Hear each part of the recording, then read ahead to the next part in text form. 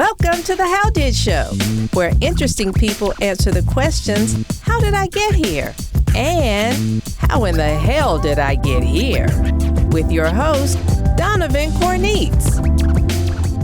What's going on, everybody? Thank you so much for joining me for another episode of the How Did Show. And man, okay, let me just tell you, I've had some really cool guests on, but I'm kind of like fanboying out for my guest today because I've been a fan of his for so long, considered him like an idol, like a mentor, someone to like look up to. So this is really exciting for me, and I know you guys are going to love it, but let's talk about this fellow. So in my opinion, if there were a voiceover Mount Rushmore, he'd be on it.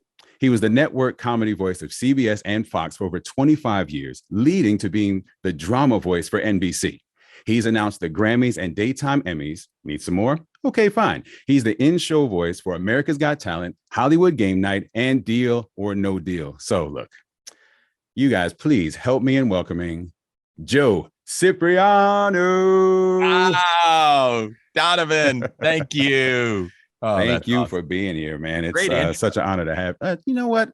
I should look into this VO thing. You should. Hey, listen, I'm a big fan of you and your work and this show. So, you know, goodness. Yeah. And we've known each other for quite some time. I remember we were talking about first time that we met in New York City. That was pretty awesome. Yeah, man. It's been like, I guess 12 years now since we met. And that meeting was like such a huge jumping point. Actually, that whole event. That's great VO. Event. It was a Joan Baker event. Baker, that's VO, and it was a huge springboard for my confidence and my interest in VO. It's like take it seriously, and meeting you and taking a photo with you, which I'm sure I'll have my my video guy's gonna put it up like right here. Right somewhere right there. And I'll never forget that moment. So it's cool. An absolute joy to have you on the show. Thank you so much for taking time out to be here. My pleasure. Yeah. So we're going to get right into it. This is the How Did Show. And that means that the first part of this is you answering the question, how did I get here? So let the wonderful people know, how did Joe Cipriano become the Joe Cip that we all know and love? You know, part of how I got here was a lot of luck. You know, I had a neighbor in Beverly Hills, Chuck Freeze, who was the kind of the godfather of the movie of the week. And he told me something once. He was leaning over his fence. I had a tennis court. I love tennis. I was playing tennis. He lives next door, and he leans over the fence and he goes, Cip, you've got it made. You got a beautiful wife. You got a tennis court, and best of all, you get to live next door to me. And I said, yeah, Chuck, I'm pretty lucky. And he says, well, let me tell you a little something about luck in Hollywood. He said, being a success in Hollywood is 90% luck and 10% a lot of luck. Yeah, so, I love it. Yeah. So I've always gone by that. And my luck, what happened to me and how I got here was I was in radio, and I was doing voiceover and things like that. I was doing some Saturday morning cartoons on ABC, doing the Bugs Bunny and Tweety Hour. I'd done some trailer work, but I still had to work in radio full time. And while I was doing that, 1988, I was told you're going to fill in this week for the afternoon guy on Kiss FM in Los Angeles. And I was doing the show, and it just so happened that the head of marketing and on-air promos for this brand new network called Fox, I mean, they had just come on the air, was driving home, stuck in traffic, and he's rolling over in his head, how can we market this this network to be different from the big three? Right. And it was the look, it was the colors and the graphics, it's all that kind of stuff, and a voice or voices. And he happened to turn on the radio in the car on his way home, stuck in traffic, and I was on the air, and I wasn't supposed to be there. And I didn't know it. I was doing an audition for him. He picked up his brick of a cell phone in 1988 and called the radio station and got the front desk and said, I need to get this guy who's on the air right now, Joe Cipriano, to come in and read for me. And I remember the receptionist ringing into the studio, and I said, absolutely. And I gave her my agent's number, who was Steve Tisherman at the time. I got in, I started doing one promo, and they said, we like this, 2 promos, 3 promos. Within about 2 weeks, I took over the network and did all of the comedies for Fox. That started in 1988 and went until 2015 or whatever, Wow. Yeah. See, I knew the story about you being heard I didn't realize you were a replacement, that you weren't even supposed to be. I didn't know that part of it. That's incredible. That's the 10% a lot of luck. Yeah, exactly. The 5% a whole hell of a lot of luck. That is incredible. Right. Yeah. And so of course part of that Fox job would be to the voice of the Simpsons promos. Yes. Correct? Yeah. I mean, that had to be a huge part of your kind of trajectory, right? Oh yeah. I mean, for me, when I started there, the Simpsons were just little interstitials on the Tracy Ullman show. I remember that. Yeah, that they were just doing bumpers going into commercials. And so yeah, once that went on the air, and that pops up every once in a while. The very first Simpsons promo, which was actually a Christmas special in December of '88, and doing Married with Children, all of the other shows that came after it. The thing that really solidified Fox was those 2 shows. And when Rupert Murdoch made the deal to kind of steal away the NFL from CBS, and that just did it. We were only on one night a week. We were on Saturday nights, and then they moved. They brought in Sunday nights, so we were on only 2 nights a week. Wow. And as they, slowly but surely, they started growing, and to get to Thursday, that's when they finally took The Simpsons off of Sunday, moved it to Thursday, directly up against The Cosby Show, which was the #1 show at that time, and eventually beat that show. That's an absolutely incredible story. I remember that. I was 8 years old at that time at 88, but I do remember Fox being this new thing. I remember watching the Tracy Ullman show with the go home, that whole thing. Yeah, I remember that. That's right. Yeah. I remember the Simpsons as these little weird cartoons there, and to see what it's become is unbelievable, absolutely ridiculous. 30-something years on the air, it's outrageous. Yeah. And to be a part of that from the beginning, that had to be amazing. Were there any times maybe you got a script for a show and you're like, yeah, this show's going nowhere? was there a time and you're like, yeah, I'll do this promo, but this is a ridiculous concept, and maybe it worked, maybe it didn't, but I'm just curious. Yeah. You know what? It's funny when you're in that position where you're kind of like the only voice. They've decided Don LaFontaine is doing the dramas, Joe Cipriano's doing the comedies, and then they would intersperse a couple of different voices here and there. That's a hell of a roster, by the way. Yeah. Well, and Don and I, all day long, we only had 2 studios at Fox, and we would just cross each other in the hall. I'd go to this studio, he'd be over here. Don, Joe. We just trade. It was crazy, and Don was the best. It was so cool, but. What would happen is you never even get to see a script or anything like that, so that you could say this show ain't gonna make it or whatever. Right. They would just green light shows, and if it's a comedy, it goes to SIP, and you read it. But yeah, there are some promos where you go, oh my God, there was King of the Mountain or something like there were some really awful ideas. Yeah. And you wonder how the heck does it get passed through all that vetting, to when I think somebody at the end goes, let's do it, let's go ahead. It's my nephew, let it go through or whatever. Right, exactly. We'll give it a shot. Exactly. Yeah. That's great. So, I mean, obviously you've had a very illustrious career spanning decades, which is just incredible. Is there anything that you think about now that you wish you knew at the beginning of when you were really getting into it? And becoming Joe Cip, right? Yeah. Is there anything you wish you knew then that you know now? It's funny. The first thing that pops into my mind is I took it really seriously that Fox had committed to me and I was their comedy voice, and so I did everything. And as you know, that's an incredibly lucrative position to be in when you're doing every single show. And at the time, Fox would produce they were doing a package would be a 30, a 20, a 10, a 5. So there's 4 spots for every one episode of a show that week, plus tags, multiple tags on each and every one of those. So on those 4 spots, you're going to have the day date tag. You're going to have then the say Sunday tag, the tonight tag, the tomorrow tag, the next tag. Right. And that you get paid a different rate for each one, as you know. But at that time, they even did what they called affiliate tag.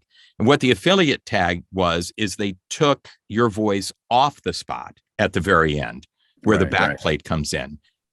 And they'd pay us for that. So it would be for not using your voice. Yeah. But what it did is it generated another promo code. So it was another spot. So the way they looked at it is your voice is through most of the spot, and they take your tag off of it, but they have to pay you for that version. A usage fee, I guess. Which was unbelievable, Yeah. So what did that lead to you wishing that you knew then, just that being that committed to feeling that they committed to me and I wanted to commit to them. The first thing that popped into my mind is I was offered the Emmy Awards, Primetime Emmy Awards, long time ago, probably in the early 90s, mid 90s, but it was running on another network and I turned it down. And Rita Venari, my agent, she got it. She understood that. And, we're always trying to protect the gig, of course. Now, you don't want to do something that's, exactly. And so I turned it down.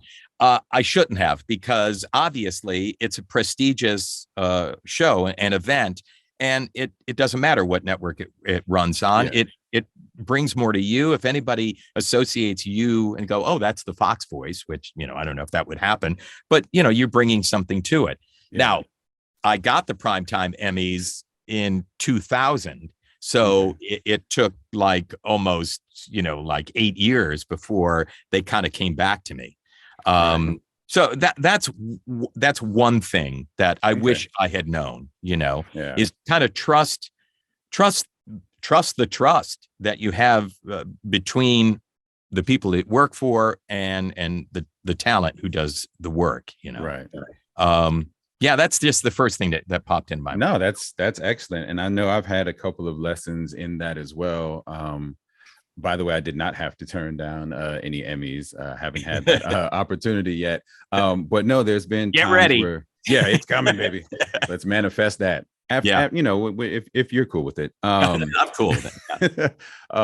But I know there's been a couple of times where you kind of the other end of it, of thinking okay, yes, they're committed to me. I'm the voice of this. They've made me a part of their brand. We're inseparable. And then one day it's there's some other voice on stuff that you used to do. Oh, absolutely. I am completely replaceable at any given time. Just like that. Yeah. Yeah. And that's a hard pill to swallow. That did happen to me.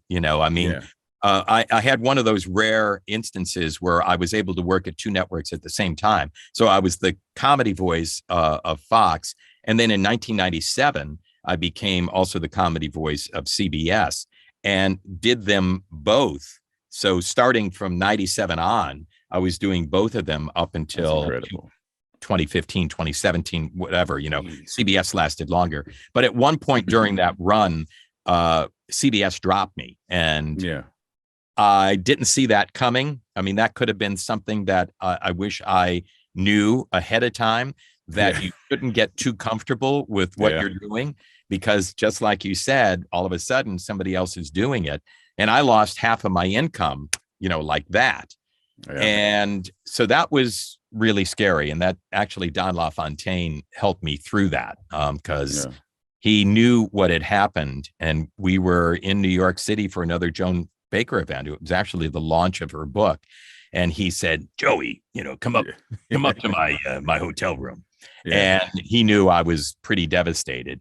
And he said, listen, you're too good to not work, And he said to me, this voice that you're using right now when we're having this conversation is an entirely different voice than what you do, for The Simpsons, which was everything way up. He said, you need to explore this voice.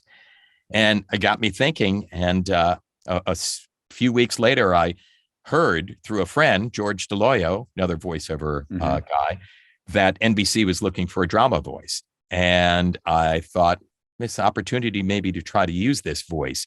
And I mocked up a demo that I wrote myself and produced it myself, using an entirely different, proximity to the mic way up and going really low and soft. And it was a completely different sound. I sent it to Rita, and she had no idea that it was me. It was you. Yeah.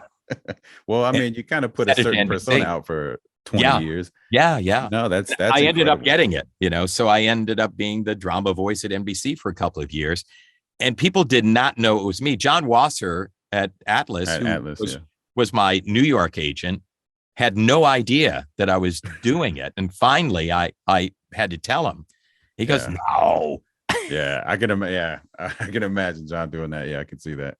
No, that's an incredible, I mean, you have to you think about it, you look back, I mean, to be not just doing promos for, but to be a voice of CBS, Fox, and NBC. I mean, that's, you're only missing one.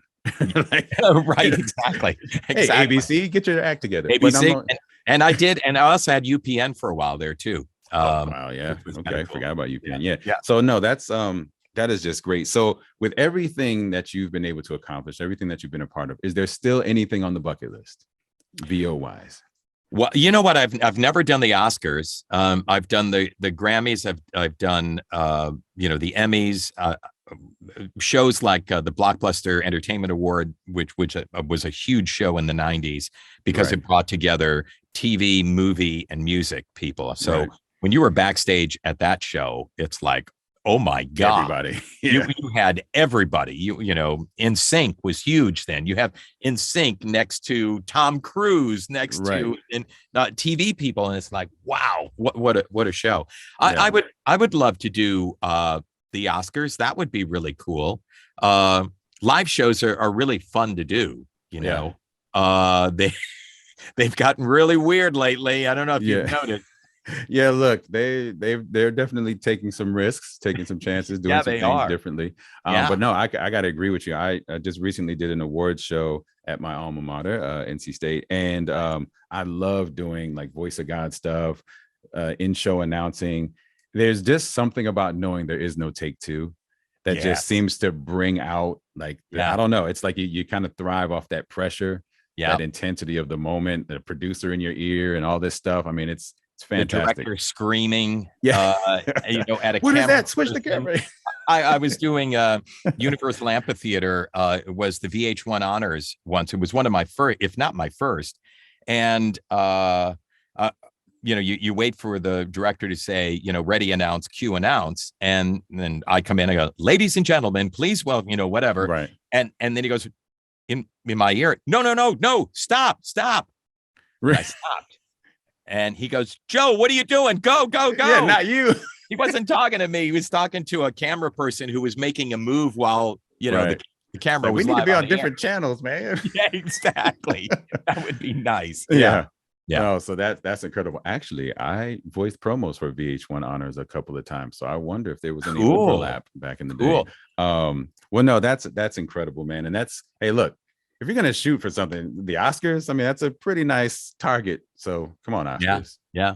You see the guy. I mean, come on. No, that's incredible. And thank you so much for sharing that. I don't know how many people, especially, that are in the VO community that know about you, know of you, of course, but maybe not the full extent of all of the luck and lots of luck that was involved. But I think the other key point is, yes, the luck may have been what presented the opportunity, but then the skill, the preparation, the confidence to actually do something with it. That's what takes it to the next level. That's when the spark happens. I mean, absolutely. Listen, you got to have a little bit of luck, but you have to have that preparation so that when they merge and they hit, that's when the spark happens. You're ready for it. I think maybe if I had that opportunity, to go into Fox and read, and it might have been even as little as 2 years earlier, I may not have been ready for it, so it's incredible when you look back, and yourself and your viewers,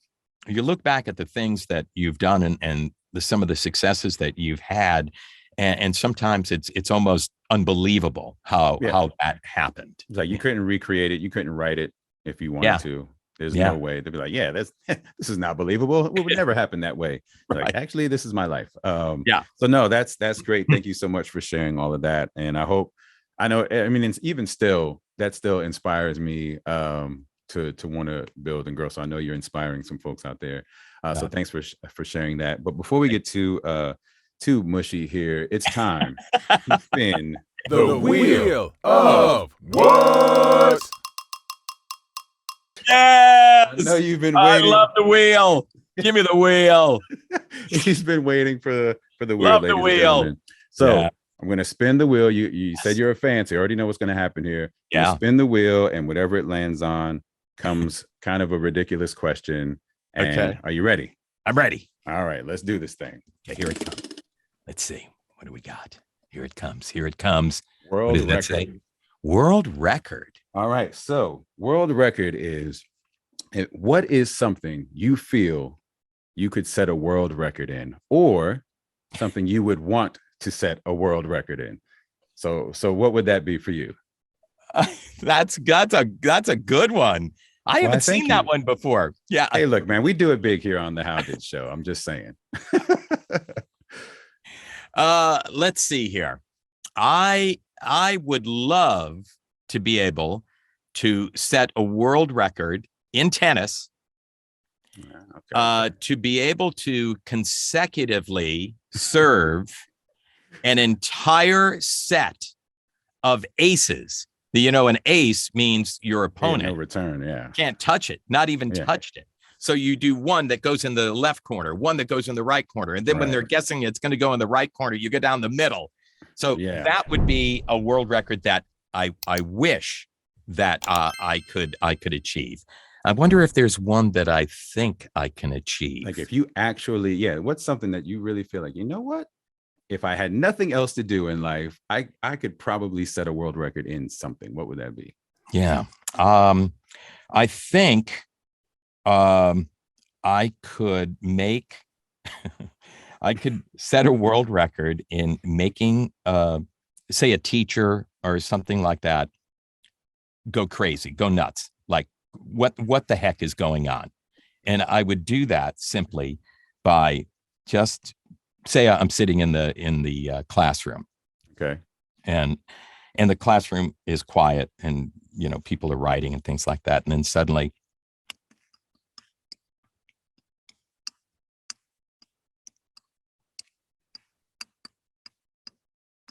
and the teacher's like, what the hell? Clicking.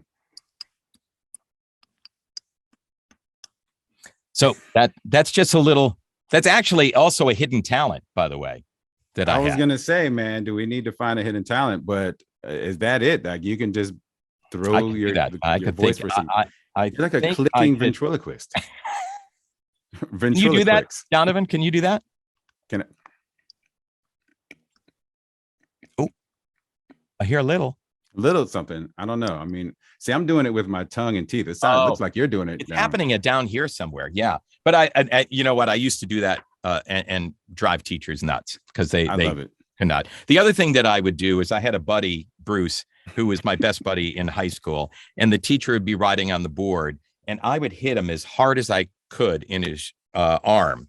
And then I would go, ow, geez, what the heck? Yeah. And get him in trouble. And he would have to go see he'd have to go, and he's got a hurt shoulder. And he's got a hurt shoulder. Hey, with friends like that. Yeah, who needs? I love it.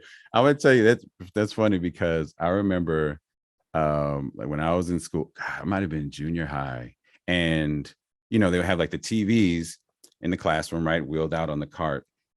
And of course, this is the days of like the big CRT TVs, Right. Yes. And someone told me, or I think I overheard someone like the idea of like the universal remote, and it was like, oh, love it. Bring a universal remote. And so I looked up like the brand, right, the model number, all of that stuff, and we had one at the house that my dad was all into like electronics and stuff.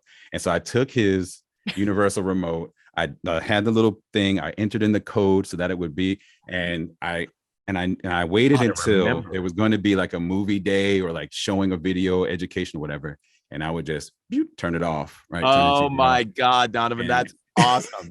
And the teacher was like, "What?" And then turn it back on. And I would just turn the volume way up. Then I would mute it, like all this stuff.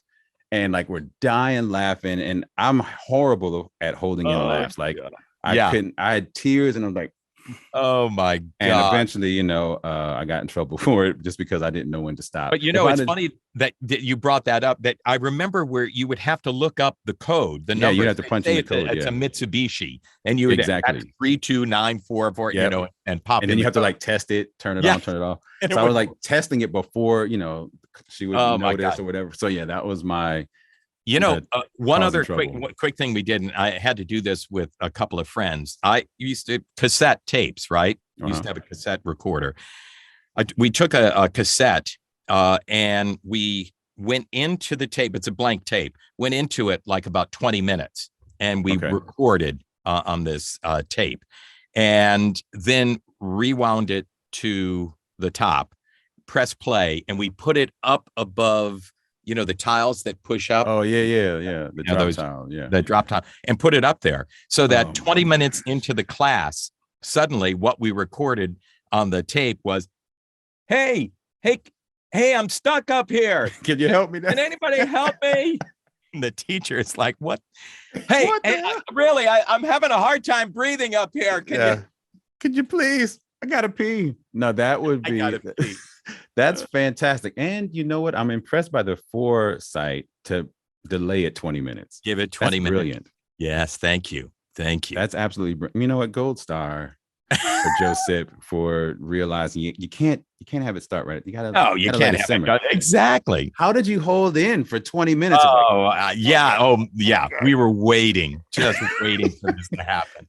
19 minutes. Oh my God. And it wasn't that this was a teacher none of us liked. This was our favorite teacher, who was such a kick, Mrs. Leggy.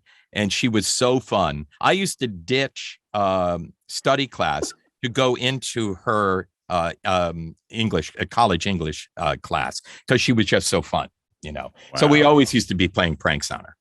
Well, that's just a fantastic. I love that we went to like classroom pranks. That's fantastic. So I love you just never know what you're going to get here. You never know. All right. So that's great. So now we're going to move on to the second part of the How Did Show. And then maybe we'll spin the wheel before the end of the show again. You know what? You're like a guest of honor. So we're going to spin this thing right now. And oh my goodness, it landed on Hidden Talent. Can you believe that? What are the chances? What are the chances? Oh my goodness. Wait a minute. I have another hidden talent. Oh, good. Oh goodness. I love it. I'm not a stats guy, but that's pretty remarkable that happened. I have two grandkids, so we're always making lunch for them when we pick them up, or snacks. Okay. So this is just a regular paper bag, like a lunch sack. Right. I'm trying to remember. I haven't done this in a while. I'm putting you on the spot here, Joe. This is, hope this works. I haven't done this. Donovan, I haven't done this. I can't even tell you how long. So let me stand up here. Okay. So I have this red rubber ball. You can see it, right? Obviously, yes. So I have this ability, let me bring this up here, to throw it up in the air and catch it. Got it. Oh, round the hat. Yes. Look at that. Got it. Behind the back. Thank you. You know what, Joe? One more round of applause. That's incredible. When I tell you guys, I had no idea he's going to do that. My mind is blown. I was not expecting a red rubber ball to be thrown in the paper bag. That is fantastic, Jeff. Thank you. I haven't done it in a while. I think, you know what, if we do another show like in a year, maybe I'll practice and maybe I can get a little bit better at it. You know what? For not doing that in a while, that was pretty. That was pretty remarkable. You had me fooled. Thank you. Thank you. It works wonders with 3 and 5-year-olds. And you look, I'm not that far past that maturity wise, so that works for me. No, that's fantastic. And again, that's just weird, right? I love it. All right, so now we can move on to you answering the question, how in the hell did I get here? So this is a story about a time, an event, something that happened that made you say, oh my goodness, Joe, how in the hell did I get here? And that could be something funny, crazy, wacky, out of your comfort zone, anything of that nature. So what do you got for us? Again, first thing that pops into my mind, my best friend is a guy by the name of John Lloyd. He's a tennis player. He used to be number 1 in Great Britain and England, top 20 in the world. I just saw him yesterday. He lives in Florida, but he's here visiting in LA. He's really my best buddy. And I would go with him in December every year to London for the seniors championship tennis. These were the older guys that had been playing through the year on the championship tour, and they would have their championship event at the Royal Albert Hall in London, which was pretty awesome. I actually got to do some voiceovers for Fox and CBS from the BBC broadcast booth at Royal Albert Hall. I brought my ISDN box with me. They had ISDN in the booth hooked up, and I'm sitting there at night watching tennis out of the booth and doing Fox and CBS promos. It was ridiculous. Well, one night they had 2 sessions in a day. They had the day session, night session. End of the night session, it's like 10 p.m. We go back to the hotel. John wanted to go to sleep. I went up with some of the other players, had a drink. I come back to my room. I open up the door and I walk in and I go to, put my keys and stuff like that on the desk. And I noticed movement in the bed.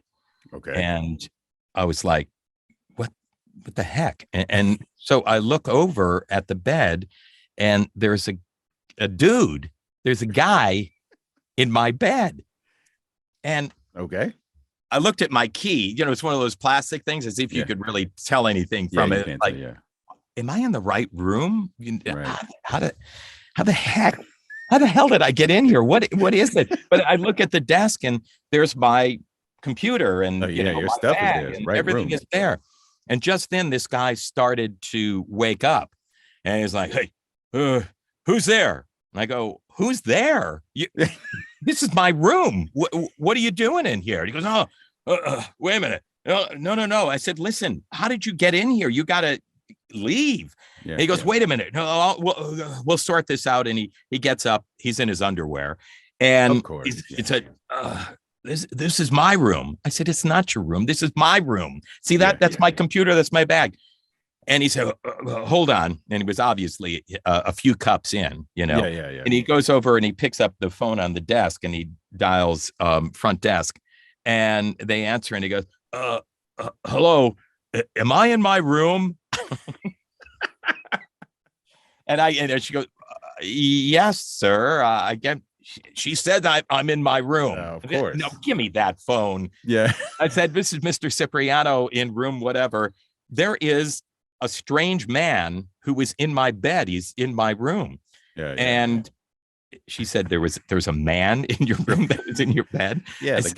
I said, I need a little bit of assistance up here. So they sent up security, big guys. By then, this guy had wandered. What had happened, Donovan, is there are, the pass doors in rooms where you have adjoining rooms. Oh, yeah. Adjoining. The door was never locked.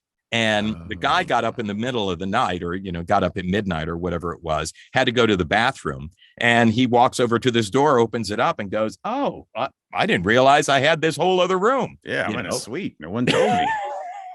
That's and nice. Used the bathroom. There was evidence of that. And I took my toothbrush, which was in there, and I just picked it up and dropped it into the trash can because I have no idea what may have happened. God. But yeah, security came up and they escorted the guy. He was already back there. They had a little chat with him. They locked the door. I had a bungee cord that was around my bag, and I took the bungee cord and hooked it up to the pass door and locked it to the closet door. So there was no way this thing would ever open up again. Next day, just to wrap up the story, the manager of the hotel, who had heard about it from, they'd written up what had happened. She called me. She goes, "We want to make amends on this." And I said, "Listen, it's fine. Everything is okay." She said, "Oh, no. We want to give you an upgrade." And she came, brought me up to the penthouse suite and opened the door, double doors into this foyer and living room to the left. There was a dining room over here. The closet in the master was bigger than my room that I had downstairs. And they gave me that room. I called my buddy John Lloyd. I said, "You got to come up here and see this." And he comes in and he's like, "What the bloody what did you do hell to get is?" Like, wait a minute. I know I got some money. How the hell did you get? Yeah, exactly. He spent the rest of that week, hanging out in my. I was going to say, you had the hangout pad. Yeah. Or as the they call it there, I think they call it the lounge. The lounge. I'm going to hang in your lounge. Yeah. That's fantastic. How the hell did I get here? You know what? That is fantastic. And if we ever find that guy, he could tell a similar story. How the hell did I wonder if he tells that story. I wonder if he even remembers. I was in Joe Cipriano's room. I don't know if you know this, but he was the voice of comedy. No, that is a fantastic story. I love it. And I mean, it seems like everyone has some story where it just was like, what? And you can tell that for the rest of your life. That's awesome. And Thank you so much for sharing. I don't know. I've never mentioned to you, or have I, that you and I share a name. Really? Yeah. In my career, anyhow. I was for a few years in radio, Dave Donovan. You know what? I knew there was a connection. There it is. The moment we met, Joe, and you were Dave Donovan. Is that what you said? Dave Donovan. Yeah. That is, I had no idea. Oh my goodness. Yeah. Look, I'm like blushing now. We had the same name. I had no idea we were brothers. And my middle name was Cornette. No. Wait a minute now. Hold on, Dad. You got some explaining to do. That's right. You got some explaining. No, that's fantastic. I truly did not know that, and that's cool. Well, yeah, thank you for sharing that. So now that I feel like I know you even better now, what do you have going on? Where can the people check you out? And what do you got going on in the near future? I do some career counseling. I always enjoy talking with people about their careers.